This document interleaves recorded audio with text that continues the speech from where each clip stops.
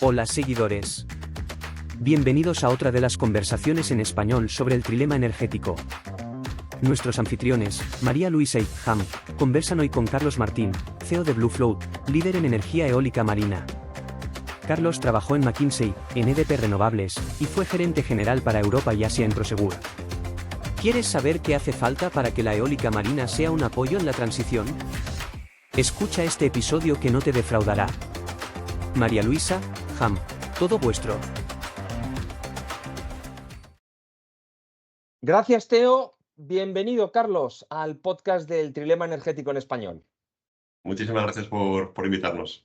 Como a todos los invitados, te hacemos la misma pregunta, que es que compartas un dato que te parezca relevante con el trilema energético y con lo que hacéis en Bluefloat. Pues mira, el dato que me gusta compartir es que a día de hoy en el mundo el 80% de la energía primaria que se consume sigue siendo energía con fuentes fósiles. Es decir, que solo el 20% de la energía global viene de fuentes renovables, aproximadamente la mitad de la hidráulica, que es una fuente renovable tradicional, y la otra mitad, un 10% del total, viene de las nuevas renovables. Entonces, cuando a veces hay un debate sobre si estamos yendo demasiado rápido en esto de la descarbonización, yo tengo mi respuesta muy clara. No estamos yendo demasiado rápido, estamos yendo demasiado lentos. Y lo que tenemos que hacer es dar un salto para acelerar y conseguir el objetivo del 100% de energía primaria renovable, que es el objetivo último, que todos, creo que a nivel global, lo tenemos claro. Y la cuestión es cómo llegar a conseguirlo lo antes posible. Y este salto, que parece que es un salto todavía más grande de lo que estamos haciendo ahora, ¿es económicamente alcanzable? No solo económicamente alcanzable, sino económicamente deseable y necesario.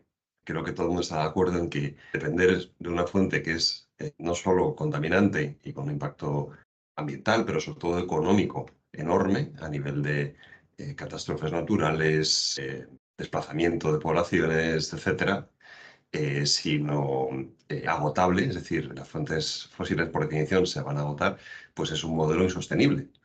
La transición hay que hacerla, evidentemente, no se puede hacer de forma abrupta, hay que mantener el crecimiento económico, pero si algo ha demostrado ese 10% que hemos conseguido ya es que se puede conseguir de forma económica, de forma sostenible y de forma rentable. Y lo que tenemos que hacer es apoyarnos en ese éxito, que insisto, es un éxito importante, para seguir avanzando en esa transición de forma, si acaso, más acelerada, pero manteniendo el éxito que se ha conseguido hasta ahora. El dato que nos traes, Carlos, es incuestionable. Si el consumo es 80% fósil, las emisiones de CO2 también son relevantes, pero me gustaría aterrizar más allá de lo global a lo particular. ¿Todos los países están asumiendo esta transición a la misma velocidad? Quiero decir, ¿tiene sentido que Europa, por ejemplo, acelere como está acelerando en la transición, mientras que otros países en vías de desarrollo o no pueden o tienen otras energías a su alcance? ¿Tiene sentido esta doble velocidad para un objetivo que es global y planetario? Sí, y además yo creo que nos daremos cuenta de ello si cambiamos un poco el prisma. Parece que esa transición es un esfuerzo, es un mal necesario, es un sobrecoste. Y no es así. La realidad es que no es así. Hoy en día la energía más barata es la energía renovable. Por eso se ha acelerado y por eso lo hallo de éxito, porque si bien es verdad que las nuevas tecnologías en una fase muy inicial, muy embrionaria, necesitan cierto apoyo, lo que hemos observado en eólica terrestre, en eólica marina, en solar, es que muy rápidamente los costes bajan de forma bastante abrupta y se convierten en una fuente de energía competitiva. Y el desarrollo principal de esas fuentes viene no de la subvención, sino de sus propias ventajas como energía competitiva. Entonces, si lo vemos con ese prisma, para Europa esto es una gran ventaja, es una fuente de competitividad. Hace poco veíamos el anuncio de Amazon de una inversión de más de 10.000 millones en Aragón en centros de datos. Eso no viene por casualidad, eso viene porque Aragón tiene una fuente barata y sostenible de energía, que es lo que atrae a una empresa como Amazon. Pues eso es un ejemplo de muchísimos más que pueden venir y que están viniendo gracias a ese avance. Pero es que además, si queremos apoyar a los países en desarrollo en esa transición, lo que tenemos que es que ofrecerles soluciones competitivas y asequibles. Y lo que estamos viendo es que, de hecho, muchos países de desarrollo, algunos en los cuales estamos presentes desde Blue Fruit Energy, están aprovechando ese avance tecnológico para quemar etapas. Y lo mismo que hicieron en otros sectores como la telefonía o la tecnología, donde saltaron algunas etapas como la telefonía fija, aquí también están haciendo lo mismo. Y lo que tenemos que hacer es apoyarles, sobre todo no con dinero y subvenciones, sino con ofreciéndoles una tecnología asequible que podemos desarrollar desde Europa. Invertimos en renovables, eso es muy bueno y nos ayuda a ese objetivo común de la descarbonización. Pero si no hay almacenamiento energético, ¿no nos estamos haciendo un poco trampas al solitario en el sentido de que hay una sobreoferta de renovables durante unas horas que hace que, por ejemplo, en Europa los precios no es que sean baratos, es que son negativos y se crea una distorsión económica en el mercado? Ujú. Esto no debería ir Es un acompañado. reto, sin duda, es uno de los retos que tenemos. Las energías renovables son intermitentes y eso dificulta su integración y sobre todo dificulta llegar a ese 100% de energía primaria que estaba mencionando al principio. ¿Es un reto insalvable? No, en absoluto, en absoluto. ¿Por qué? Por varios motivos. Primero porque las renovables abarcan tecnologías muy diferentes y sobre todo complementarias. El sector en el que Blue Fruit Energy está, en la que nos dedicamos, que es la energía eólica marina, somos un promotor exclusivamente de energía eólica marina, tiene la ventaja de ser una fuente mucho más estable a nivel de producción que otras fuentes renovables y por lo tanto es muy complementaria. Cuando juntas la energía eólica marina a nivel de producción horaria con la energía solar, te acercas mucho a la demanda y por lo tanto reduces la necesidad de almacenamiento. Eso es una de las posibles soluciones, de las necesarias soluciones, complementar diferentes tecnologías renovables. Pero además de eso, necesitamos hacer una cosa que me parece que es uno de los objetivos primordiales que tenemos a nivel europeo, a nivel global, que es aumentar la interconexión entre países. Date cuenta que la producción eólica a nivel europeo es prácticamente constante todos los días. A nivel europeo. ¿Qué pasa? Que no se produce lo mismo todos los días en Suecia, en España, en Grecia o en el Reino Unido. ¿Qué necesitamos? Interconexión. Lo que no puede ocurrir es un absurdo como que ha sido mucho más sencillo construir tuberías de interconexión de gas entre Rusia y Alemania que aumentar la capacidad de interconexión eléctrica entre Francia y España. Y eso es un reto importante que tenemos, aumentar la interconexión, porque eso disminuirá también la necesidad de almacenamiento. Tercera solución, integrar industrias con las energías renovables. Tenemos que producir energía no solo eléctrica para suministrar la demanda eléctrica, sino integrarlo con las cadenas de producción en sectores como los datos, como decíamos antes, pero también sectores industriales como el acero, los fertilizantes, etc. Esa integración permitirá modular mejor la demanda y, por lo tanto, integrar mejor oferta y demanda. Y luego sí, también más almacenamiento. Y se está avanzando mucho en ese sentido, a través de sistemas como baterías, a través de una ventaja que tenemos en España, que es el almacenamiento con bombeo, que no todos los países pueden contar con ello, pero España sí que es una ventaja enorme, y luego a través de nuevos sistemas de almacenamiento que se están desarrollando. Todo eso junto permitirá afrontar ese reto, y no estamos hablando de ciencia ficción, estamos hablando de tecnologías que ya existen en gran medida. Carlos, has aterrizado ya en la tecnología y en particular en la tecnología eólica. Este país está acostumbradísimo a tener tecnología en tierra y bueno, yo creo que el amerizar todas estas tecnologías en plataformas marítimas poco profundas también es un hecho, ¿no? En todo el Mar del Norte. Pero España no tiene esas plataformas. España tiene una plataforma muy profunda, tenemos islas que no están conectadas. ¿Cómo ves tú de madura la tecnología offshore flotante y cuál es su potencial en el mundo y también competitiva para los que se dedican a este sector? Pues mira, la energía eólica flotante es un buen ejemplo de esa evolución tecnológica de la que hablaba antes, que permite aumentar el potencial de generación renovable.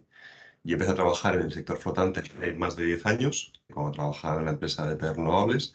Fui el director de un proyecto pionero que ahora mismo está funcionando en el norte de Portugal y que contribuyó a madurar esta tecnología, a demostrar que es comercialmente viable, bancable y fiable.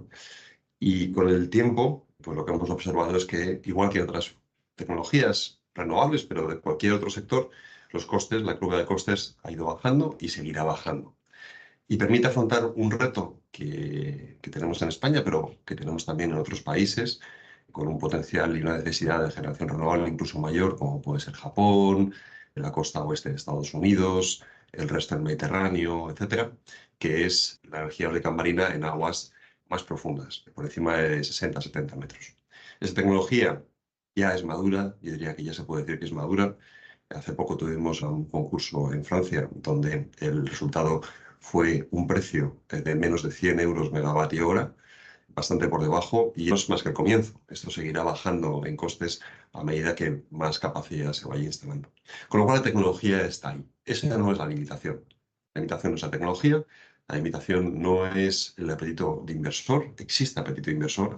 Hay fondos, hay muchas empresas de distinto tipo que están dispuestas a invertir en este sector. Existe la industria para hacerlo, sobre todo en España, donde contamos con astilleros, empresas de fabricación metálica, de ingeniería naval. La cadena de suministro está ahí. Lo que nos falta en España es una cosa que puede parecer muy sencilla, pero que es el principal factor limitante, que es el marco regulatorio que permite hacerlo. Hoy en día no es posible desarrollar un parque eólico marino en España. Y ese es el principal cuello de botella que observamos en muchísimas tecnologías.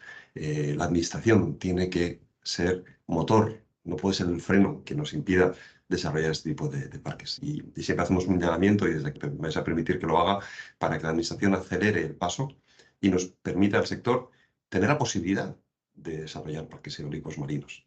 Se está trabajando en ello, ya ha habido consulta pública, sabemos que el Ministerio está en fase avanzada para aprobar una legislación que permita que esto sea posible. Necesitamos que esto se acelere. Hablabas del marco regulatorio. Hay otro marco regulatorio en Europa que va a entrar en breve, que es el CBAM, el Carbon Border Adjustment Mechanism, el mecanismo de ajuste de carbón, que va a afectar también a la electricidad y que yo creo que puede afectar en gran medida al offshore eólico, en tanto en cuanto hay países fuera de la Unión Europea, Reino Unido, alguno del norte, etcétera, que tienen mucha offshore eólica. ¿Cómo ves el impacto de esa regulación? Bueno, como dices, es una regulación a nivel europeo que no afecta solo al sector energético ni al sector eólico marino. Es una regulación que pretende evitar la deslocalización sin reducción de emisiones. Es decir, si cerramos plantas de producción de acero, por ejemplo, y esa planta se va a instalar en otro país que no tiene los mismos requerimientos a nivel de control de emisiones, no estamos reduciendo las emisiones a nivel global, estamos perdiendo empleo en Europa, deslocalizando industrias sin conseguir el objetivo último, que es la sostenibilidad y salvar el planeta. Entonces, este mecanismo se pone en marcha para evitar ese tipo de circunstancias. Creo que es algo no solo adecuado, sino necesario, pero es importante que se haga con cabeza y con eficiencia. Es decir, se tiene que evitar que sea demasiado burocrático a nivel de su aplicación y que no se use como un mecanismo encubierto proteccionista, porque la tentación es muy alta de decir, oye, pues mira, voy a poner cosas tan complicadas para demostrar que la producción que estoy teniendo en Taiwán o en Corea o donde sea no es sostenible y por lo tanto pongo una barrera de entrada. Eso sería negativo porque los países hacen lo mismo y al final esa industria europea de la que hablábamos antes puede sufrir a nivel de su estrategia de exportación. El principal objetivo no es tanto países como Reino Unido, en mi opinión, o el norte de países nórdicos que no están en la Unión Europea, porque tienen mecanismos similares. Por lo tanto, el principal objetivo es evitar que países de bajo coste, pues típicamente China o otros países de Oriente, puedan dar una ventaja competitiva e injusta porque no tienen el mismo estándar de emisiones. En resumen, un mecanismo necesario, un mecanismo adecuado, pero que se tiene que implantar de forma eficiente para evitar poner barreras proteccionistas encubiertas. Mencionabas en tu conversación la noticia de la instalación del centro de datos de Amazon en Aragón. Y me gustaría conocer tu opinión sobre esta paradoja. Todos los países están intentando reducir su consumo, manteniendo el desarrollo y el confort de sus ciudadanos, pero estos centros de datos, que ya son hiperescalares, tienen un extraordinario consumo energético y de hecho hay países que los están vetando o por lo menos aplazando la decisión de instalación. Dinamarca, Irlanda. ¿Cuál es tu opinión sobre esta noticia que ha sido felicitada y aplaudida por todo el mundo cuando hay países que están frenando o aplazando las decisiones de instalación de estos centros porque desestabilizan su planificación energética? María Luisa, creo que esa pregunta es muy pertinente y nos invita a la reflexión, ¿no? ¿Qué hacemos? ¿Frenamos el desarrollo? ¿Frenamos la modernidad? ¿Frenamos el crecimiento económico? ¿O intentamos aprender la lección que nos ofrece este caso, que muestra una realidad, y es que aquellos países, aquellas regiones que consigan ofrecer una tecnología de generación eléctrica energética en general abundante, competitiva y sostenible, van a conseguir atraer inversiones en sectores que son los sectores del futuro? ¿Cuál es la respuesta a esa demanda? Desde luego no es frenarla. Tenemos al contrario que fomentarla. Estamos hablando de la siguiente ola de desarrollo económico a nivel global. Lo que tenemos que conseguir es darle respuesta. Y volvemos a mi punto inicial. Si estamos hablando de que solo el 20% de la energía primaria que se consume en el mundo es renovable, pero que existe la tecnología para cubrir el resto, y no solo el resto, sino la demanda adicional que va a ser muy fuerte en el futuro, si existe la capacidad de inversión, si existe soluciones tecnológicas que permitan cumplir eso, pues apliquémoslas, analicemos qué tiene que ocurrir para que desde nuestro país o desde Europa seamos capaces de atraer esa inversión. Y desde luego no es frenándola, sino poniendo en marcha esas soluciones que permitan atraer la inversión de empresas como Amazon o muchas otras. Y estamos hablando de no solo de centros de datos, estamos hablando de la molécula clave en esa transición hacia un 100% de energía primaria, que es el hidrógeno en sus distintas formas, de metanol, amoníaco, etc.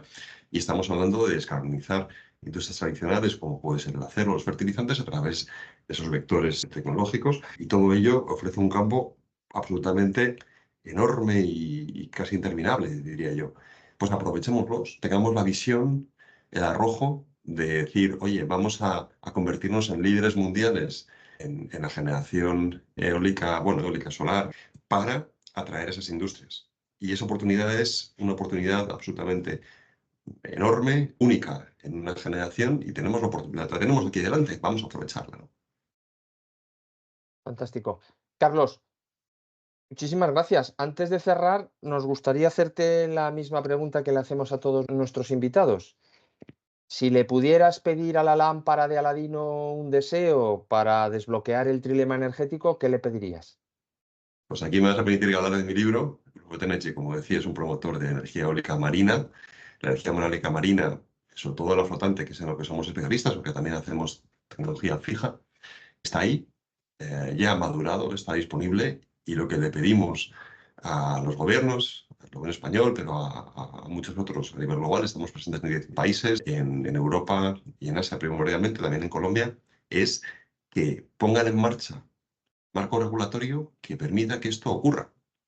Que piensen en grande, que sean visionarios, que se anticipen a esa revolución que está ocurriendo a nivel industrial y económico, y que pongan en marcha los mecanismos que permitan no solo no frenar esa revolución, sino que lo aceleren, que permitan que ocurra, para que todos podamos beneficiarnos de una economía más competitiva, más productiva, más sostenible, y que le dejemos a la siguiente generación no solo un mundo más sostenible, sino un mundo con más riqueza que se pueda repartir entre más gente, para que sigamos avanzando y progresando como sociedad.